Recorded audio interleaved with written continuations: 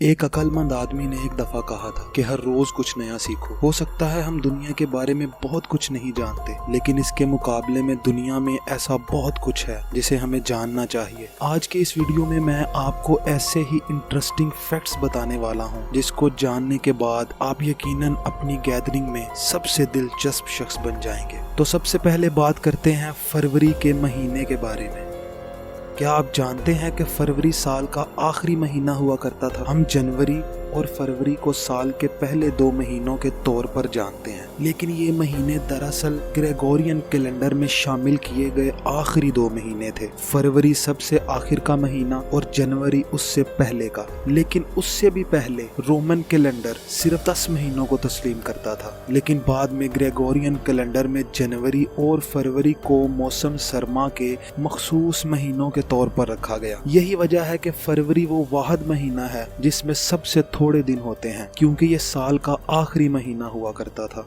दोस्तों, आज के दौर में शलवार कमीज मर्दों के जिस्म पर जचने वाला सबसे खूबसूरत लिबास है और कॉलर उस लिबास की कमीज के हुस्न में इजाफा करता है। लेकिन क्या आप जानते हैं 1800 की दहाई में मर्दों के लिबास के कॉलर अलग किए जा सकते थे और इसकी वजह ये जानी जाती थी कि लिबास में वाहिद कॉलर ही वो हिस्सा है जिसे अक्सर सफाई की जरूरत होती है। तो लॉन्ड्री का खर्चा बचाने के लिए मुकम्मल लिबास की बजाय सिर्फ कॉलर को धुलवाया जाता था और कॉलर को अलहदा करके लॉन्ड्री वाले को भेजा जाता और सिर्फ उसी की धुलाई हुआ करती थी। दोस्तों, क्या आप जानते हैं कि जुबान को टंग प्रिंट्स के तौर पर इस्तेमाल किया जाने लगा है? जी हाँ, इंसान कुदरत का बनाया हुआ एक ऐसा शाहकार है जिस पर जितनी बारीकी से जितनी दफा भी रिसर्च की जाए तो हर दफा एक नए राज से पर्दा उठेगा। इंसान के जिस्म में तकरीबन हर चीज ही किसी दूसरे इंसान से मेल खा सकती है, लेकिन हमारी उंगलियों के निशानात, जिन्हें हम फिंगरप्रिंट्स कहते हैं, वो किसी भी दूसरे इंसान से मेल नहीं खा सकते। मेरे फिंगरप्रिंट्स कभी भी आपके फिंगरप्रिंट्स से मेल नहीं खाएंगे। इस तरह जदीद फॉरेंसिक रिपोर्ट के मुताबिक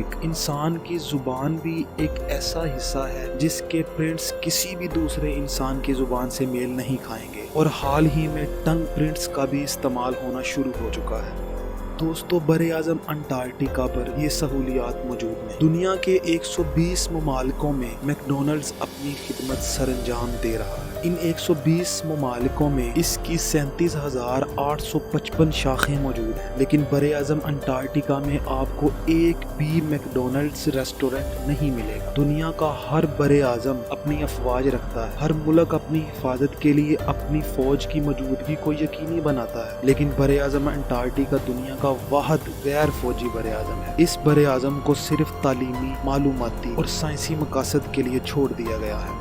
दोस्तों, क्या आप इस बात को मान सकते हैं कि एक आदमी ने मरने के बाद घोड़ों की रेस कैसे जीती? तो मैं आपको बताता हूँ। आप यकीनन इस बात पर यकीन नहीं करेंगे कि आखिर कोई कैसे मरने के बाद घोड़ों की रेस जीत गया, लेकिन तारीख का ये वाकया इंसान में मौजूद जीतने के जज्बे को एक अलग सतह पर ले जाता है। फ्रेनिक हाइस एक जॉकी था। वो रेस के दौरान अपने घोड़े के साथ पहली पोजीशन पर था, लेकिन दूसरे नंबर वाला जॉकी भी उसके करीब तरीन था। मुमकिन था कि वो फ्रेनिक हाइस को क्रॉस कर लेता और उसी दौरान फ्रेनिक को दिल का दौरा पड़ा और वो घोड़े के ऊपर ही गिर गया और उसकी मौत हो गई। आपके इल्म में इजाफा के लिए बताता चलूं कि घोड़ों की रेस के दौरान जितना अहम किरदार घोड़ा रखता है उतना ही अहम किरदार जॉकी का होता है, क्योंकि जॉकी ही अपने मुताबिक घोड़े को सही वक्त पर सही स्पीड पर दौड़ाता है। लेकिन फ्रेनिक हाइस का घोड़ा उस रेस में बगैर फ्रेनिक के, जो कि उसका जॉकी था, उसके बगैर ही बाकी का सफर कर गया और पहले नंबर पर भी आ गया। 1923 में फ्रेनिक हाइस वाहिद वो जॉकी था जो मरने के बाद भी रेस जीत गया।